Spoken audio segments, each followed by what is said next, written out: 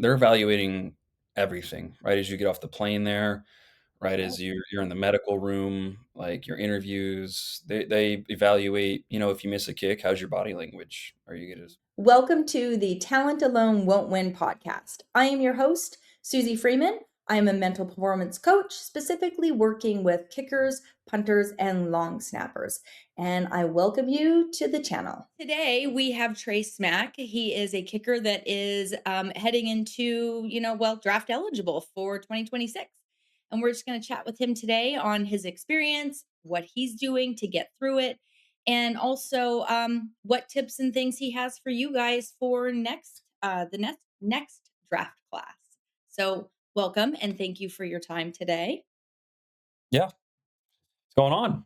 Not much, just wanting to know kind of what it's like. So, where are you at right now in your process with for Yeah.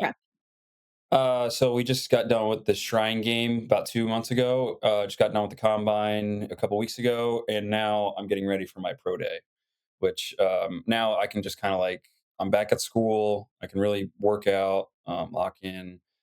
Now it's just like for me, I'm not traveling anymore because I don't really need to go anywhere, Yeah. and it's just kind of just hey, let's stick to our routine. Let's work our way up to kicking at our best for a pro day. Right. So that's also something I kind of wanted to mention is which is a little different for you, I think, over most. You're still in school. You what graduate in May? Yeah, May. Okay.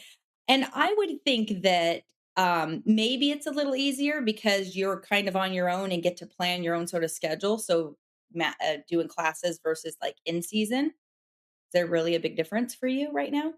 Yeah, I mean, I don't have any in-person classes, but it's definitely, something to the side where I got football right now in the morning, and then towards, like, this time around 2 o'clock, I'm free for the rest of the day. So I like to get all my work done in the morning, kicking, working out, and so, like, I can just space out my day and do, like, off the field work, after 2 o'clock, which is, really helpful for me. Yeah. What would you say is one of the best things that keeps you locked in where you can, highly recommend for other people now that you're not really attached to a team per se, where the coach is like, show up here, do this, do that. You're pretty much responsible to make sure you keep doing what you do. Yeah, the thing that really I think keeps me locked in is knowing, like, plan out a schedule and like knowing your schedule, like what works for you. I know, like when I was just starting in January, it felt really weird doing stuff on my own, and I didn't know what to do. Like, how do I, stay ahead of the game? How do I, just stay in a good mental space? And so, like, it would be like every other day kicking that I've stuck with that. But like towards the end of the week, I would take 2 days off to treat it like, a game week or something like that. So it would just have to be like a build up mainly. And when I do like running and then lifting, I do all my legs and stuff like that, like lifting for legs on my days I'm not kicking, and Yeah. then I'll do upper body when I'm kick or days that I am kicking, but I always kick first. I never kick second. So that because I always want to be as fresh as possible for when I kick. Okay. So you mentioned earlier, and I know most people watching this will probably know that you did go to Shrine and Combine. What would you say out of that experience between the two, or maybe there's one over the other that would be a little bit surprising that most kickers coming up wouldn't think about or wouldn't know? Yeah, I'm glad that the shrine is before the combine, just because, just because like you're still kind of, I guess in that little mindset of hey, like we're still in pads here, like I can still kick in pads, and it's a little bit different because you don't know when your next chance is going to be on game day or in the Shrine Bowl. So it was easy for me to transition from the season to the Shrine Bowl. I knew we had a month off, but it helped out that I had Tommy there and at the Shrine Bowl to really hey, like this is how it looks. And timing was a little different because I had Tyler, which was the Penn State long snapper, but um, it was a little different there. And then the combine, it was a little different because you have 16 kicks, but I still had no idea like what I was expecting for. I just knew I had more kicks than the Shrine Bowl. So I kind of treated the Shrine Bowl like game day, where I treated the combine more of like, hey, this is like a warm up session for game day, and let's see how many kicks I can do. So it's kind of just it was kind of the same like mental game for me, where it's like I'm not working on too much stuff, but I'm just trying to hit the ball clean and aim at a spot and just kick it there.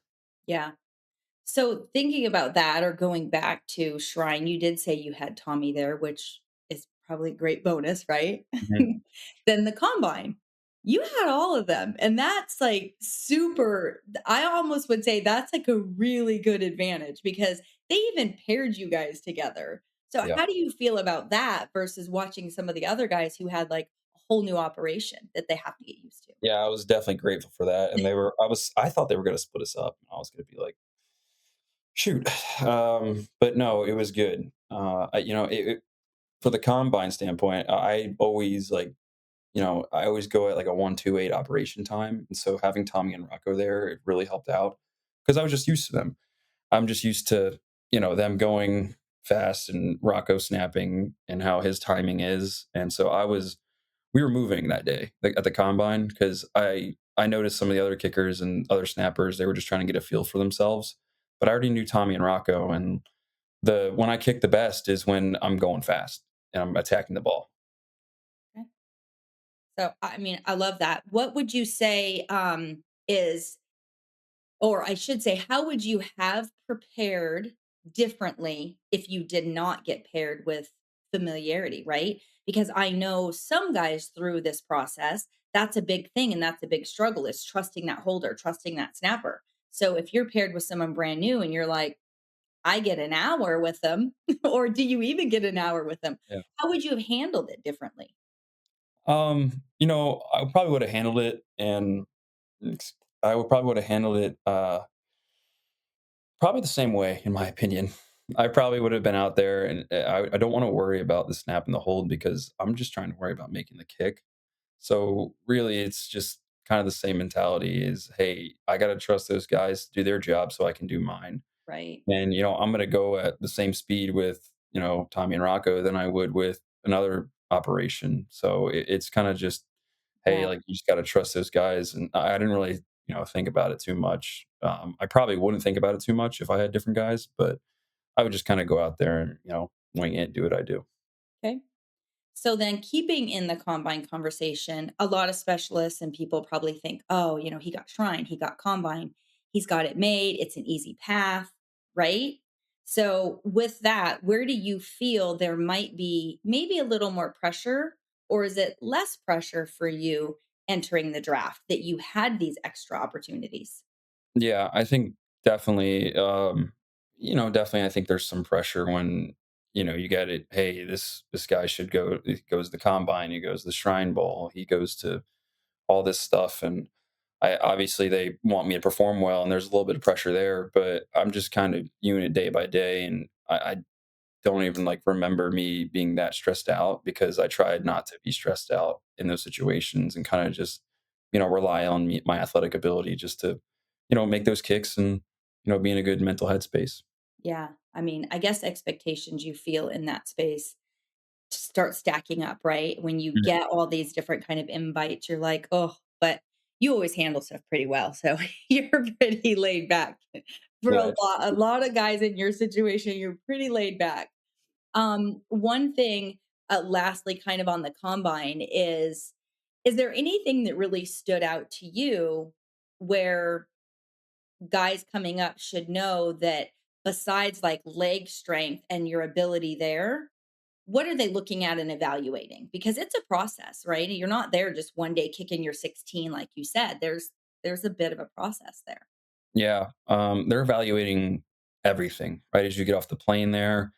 Right, Oh, as you're in the medical room, like, your interviews, they evaluate, if you miss a kick, how's your body language? Are you gonna mhm. switch up? Because I mean, if you Yeah, miss a kick on national television and you're like, oh, I missed a kick," then they're gonna be like, I don't know if I want that guy because then that just ruins confidence for your teammates and coaches. They don't wanna throw you out there, you know? mhm, But, I would say there's a difference. They're evaluating on ball flight, how you handle to a bad snap. let's say you get laces, they're not gonna make you re-kick, like, let's say snap hits the ground, you still kick it, that's still your kick, Yeah. you gotta make a kick, you only get one chance. So, Yeah, that's true. So, question then, I noticed something yesterday I was at the free agent camp, so this is just a one-off question. They were allowed, if a bad snap came their way, they were allowed to not take that opportunity. Is mhm. that not the case I mean, obviously game, you gotta go, but when you're, say, at combine, if a bad snap came your way, do you just have to go with it? Or can Yeah, you, like I'll go with it, where it's like if I tell Tommy and Rocco, I say, "Hey, just dude, just get the ball down. If you get the ball down, it's on me." Like, seriously, like, okay, I gotta be athletic enough to get through those kicks. So, if it's a bad snap and I see it on the ground, Tommy double clutches it and puts it up, I still gotta make that kick. So, okay. I'm not gonna shy away from it. I'll take it, responsibility for it. Yeah. I mean, hey, that's fair. So, you being around so many and being in this, what, 4 or 5 years here, and then now having the opportunity at Shrine and Combine around all the other top specialists, is there anything that you see or that you've chatted with or know that's pretty common that you guys have at this level that almost is a must? Like whether it's routines or, just your mindset piece, what do you notice is kind of common that you see guys doing? Yeah, guys have their own little routine warm-up thing that they do, and some guys would start warming up from the 50-yard line, where it's like, wow, okay, yeah, they're starting there, and I would just start from, just I would do one no steps or one step for like do like 5 no steps, and then I do 2 full steps and be like, all right, I'm good to go. Some guys like to hammer the ball a couple times, like they like to go 8 full steps and, just get that rhythm going. But like normally for me, ball flight is, key, and see how many like rotations you are. Like you don't want a ball that's too high. You don't want a ball that's too low because it'll get blocked. So if it's too high, it might get caught up in wind. I know we were kicking indoors, but people look at that. I didn't really look the whole time. I was kind of looking away when other kickers were going Yeah. during the time. I didn't really want to look other people's ball flight or get in my own head saying, "Oh, I need to smash the ball here to one up them." I was just kind of worrying about, "Hey, 3 is 3 right now. Let's just make Mhm. some."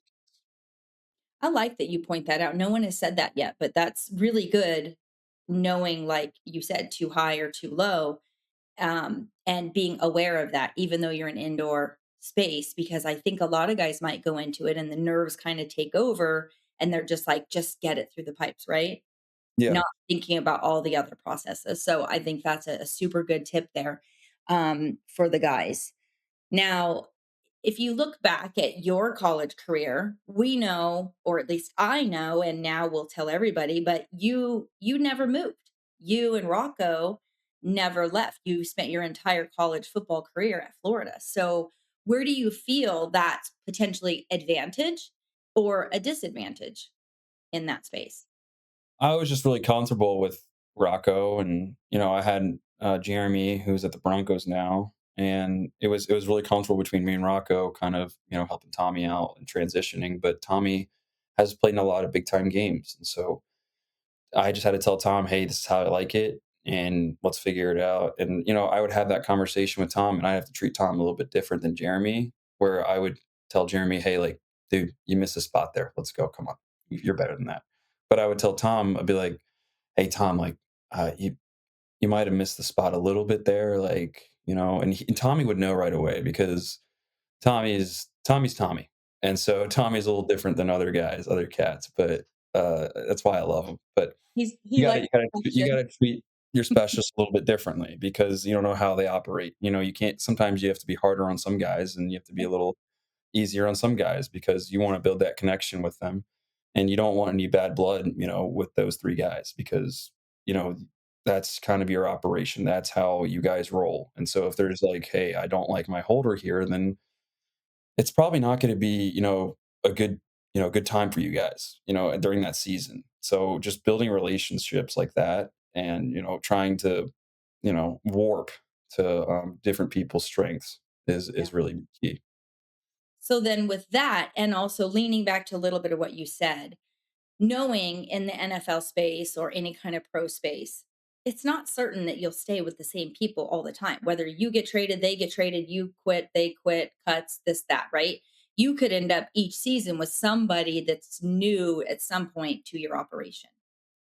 Yeah. How Yeah. will you best? I mean, you're a little more laid back in that space, but what advice do you have for those that really rely on that kind of trust bond? And it's like, oh my God, I got no time. Even if it's a new guy comes in for a game because say your snapper's hurt, what kind of advice can you give those guys in that moment?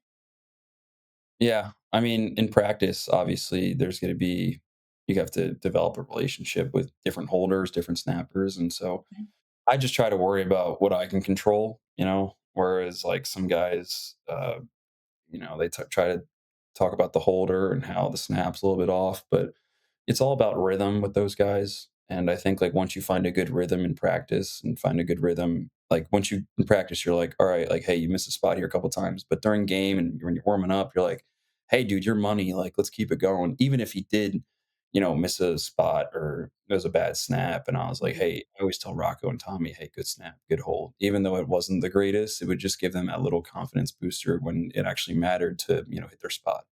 Yeah, that's so nice. Yeah. No. So, if you don't mind, I would love to have you um share a little bit like what are your routines like? Yeah. And then we're going to talk about did they shift at all once you kind of had to take on the identity of now I'm a pro, not a college player anymore. Yeah, like, about a year and a half ago before, talking to you, I really didn't have a routine. I would just go out and just wing it, really. It was just kinda like, "Hey, let's wake up and let's go." But now, like, I view things that it was better for me, and then I tried things and I was like, "I don't really like this, I can't do it." So, one of the things I do every morning is I do cold tub, I do sauna, and I do, like, a lot of breath work and, Mhm. sauna and cold like, all that kinda stuff. So I like to, get my day started just, easy, nice, and I'm relaxed, and then I just kinda build off that during the day, and I'll do a lot of prehab now, whereas, before I just kinda would just, like, warm up, "Alright, let's get the leg swinging, let's go." But now it's more of I do, like, "Hey, we're gonna do an actual warm up. We're gonna do the Theragun before I go out and kick, and then after that, I come back after I kick, not really too worried about it. I know I'm in that 5 second mentality where it's like if I miss a kick, I get 5 seconds to say some bad things, say some bad words to myself. After if I hit a good kick, I get 5 seconds to say, "Hey, that was a good kick," but we got next one. That's kinda like where my routine is when I'm kicking, and then off, like, later on during the night, I tried visualization, but, I just need that guiding, um, thing, like, guiding me into hit, like, visualization. I can't do it on my own because sometimes I'll get into visualization, I miss a kick, like, in my head, and I'll be like I'll just keep thinking about it, and I'll be like, "Man, this thing just isn't for me." So, now I just do, hypnosis before I fall asleep, so somebody, like, really it helps me, like, guide me to, like, "Hey, this is how you should think, like, just relax, you're not putting on a show for anybody right now." And, just like that, just to try to keep me as, laid back as possible because that's when I kick my best, is not when I'm not really thinking about much. Yeah, chatting with as many as I have, I would say you're probably one of the most laid back. You're just like, and I know when we first started talking, you're like, no, just do my thing. And I'm like, well, you don't suck at it, so this will be fun. Just kind of oblivious sometimes when it comes to kicking. I'm just like, "Hey, let's just go out there and kick some balls and have fun." Yeah. But you know what? That's probably one of the best things because one of the things I have to tell the guys most is like, just like go be you and have fun. Like Yeah. you know what you're doing. Just go have fun. Mhm. So it's good that you have that. If you look back at your college career, what do you think is if there's any specific thing, but what prepared you most for this moment? And then did you always think once you entered college, like, I'm going to go pro? Or was there an epiphany point? No, yeah, there was definitely, like, at a point where I was, like, my freshman year, I was just like, "Hey, let's get through this year," and let's try to get the job, and so I had a it was pretty rough my first, couple months on campus. I was just getting used to everything. Was trying to compete for a job. I just know I wasn't ready for it, but I wanted to compete for it. So the whole time during college, I acted like I was the starter, you know, and like I strive to be the starter, even if I was in competition with, the guy in front of me or the guy behind me. I wanted to prove a point where it's like, hey, like I'm here. I want to, kick my best and I want to see what you got to, push me a little bit harder. So Yeah. I'd always view that with the backup guys. And, I'd be hard on them, like our backup Brandon, I was always so hard on him just because I know he could be better than what I could be. And I wanted him to be better so it could push me. So I was always in competition with anybody. I never thought like, "Hey, I'm the guy." Like, that's it. But I just wanted to like that because like that's just complacency. I don't want that. I want like somebody to be like, "Hey, I can hit a better ball than you." And sometimes they did, and that would get under my skin a little bit where I'd be like, "All right, well, let me just hit my ball and I don't have to swing hard and it's going to go a little bit farther than yours." Yeah. So obviously we know complacency can be the killer, right? Mhm. You can't, you always got to have that. So I love that. What advice would you give someone if they didn't really have good competition? You have to compete with yourself. You have to like you set a number. Like, let's say in fall camp or during the season, set a number of how many kicks you want to make and how many kicks, like, what your percentage should be. And you have to compete with that, you know? And I always competed with myself. I would always think a year from now, whereas, like, hey, like, where am I going to be at from a year from now? Mhm. And so, just like, how many kicks can I make in a row in game? And let's just build off that. Next last week was in the past. You can't build off that high from last week if you had a good game. You just need to, all right, that game's over with. We got Kentucky next, and how am I going to beat them? Like that's all I cared about was just winning. And and I think one of the things I regretted most about being here at Florida was not missing kicks. It wasn't missing like a kickoff or I hit it bad or something like that. It wasn't beating Georgia. That was my that was my thing. Is like I just wanted to win so bad. That's all I cared about. Big kid about. So you That's made a comment of how many kicks can I go in a row? Well, yeah. as we know, with one of your games this year, you had 3 in a row, like immediate. Mhm. So, I mean, just on a second, not that that's a whole lot around draft prep, but what was that one like? And how did you just stay like, because a lot of guys I know having conversation, it's like you do your kick, you like, kind of lock in for that moment, do it, and you're like, breathe, I'm out, Mhm. right? Yeah. To kind of engage and disengage. You had to engage, oop, engage. That's not normal cadence. Yep. Any trick? Well, not really. It was just kinda like every kick I felt more comfortable in that situation because Okay. once I got out there, you every kick for me that is like the first kick I get out there, I get nervous, but, like, the more I go on, the more I'm, like, in the game and more I'm kicking more field goals, the more I get confident. Yeah. So, like, the more playing time I get and, like, the more the more I can be out there for longer, the more confident I'll be because then I'll realize, "Hey, everybody's watching me. Let's have fun with it." And so I'll be like, "Hey, I made that one. Alright, cool. Oh, we got a 5-yard penalty. Let's back it up. Alright, that's fine." And then I'll hit the next one. I'll be like, "Alright, good stuff, Tom. Or you can get off the field now." And then they're like, "Oh, we got a 15-yard penalty." And I'm like, "Oh, okay, alright. I know what my ball flight's doing now. I know how to hit the ball right. Like, this is pretty simple for me right now, where it's like Mhm. I can travel. I know where the ball's gonna travel right if it leaves my foot." So, it was just, as every kick went on, I got more confident, you know? Yeah. It should be a rinse and repeat, right? You just Mhm. do. When you're This is trusting and you're really in the yeah, flow, you just rinse and I just repeat. treated it like a field goal period. Yeah, that's true. Mhm. That's good. I love that. Last couple questions. So, kickers that want to be in your position, they're a year or two back, 2027, 28 draft class.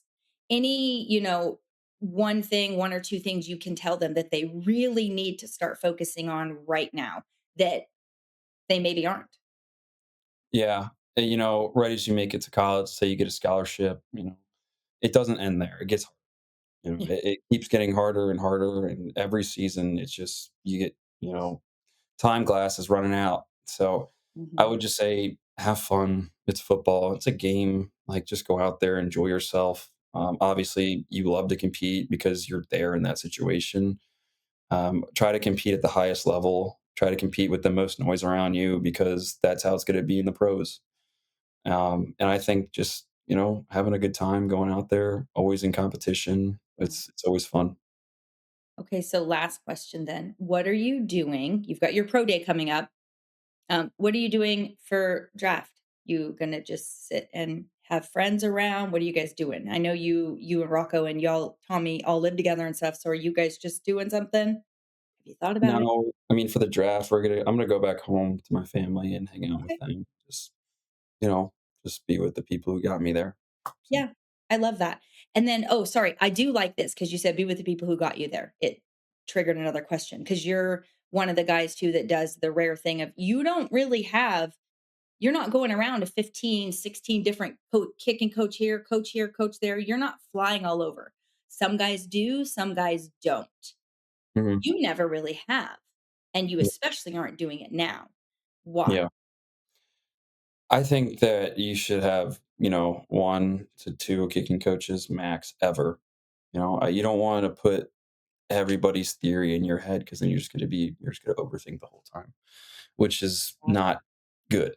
And you're just gonna be in your head, "Oh, this is what this guy said. Oh, this is what this guy said. I need to do what this guy said." And I'm just like, like, I didn't go to a kicking coach for the past 3 years while I was in college, and my guy was like, "Hey, like, you're pretty laid back, like, you can figure it out." I'm like, "Yeah, I probably can." So I just, see what worked for me, and you have to be your own coach at some point because, later on down the line, your swing, and it's just your swing. So whatever makes you hit the ball straight, everyone's different, you're not gonna be a robot out there. You just need to swing your swing and really just, have as little people as possible just to create a little less drama for you. And that's just what I did. And I thought it was just really easy for me. I love that. I mean, it worked. It really worked. Well, I appreciate you. I'm super excited for obviously I'll hear how the pro day went and all the other things and looking forward to the draft. But thanks for doing this. I know it's going to be super helpful for the next round of guys or maybe even some still going through it right now. But I Yeah. appreciate you. Yeah. It was fun. Hey, thank you so much for watching and listening to the Talent Alone Won't Win podcast. If you want to get more tips and tricks on how to uplevel your mental game, subscribe to the channel and visit my website, SuziFreeman.com, and let's connect.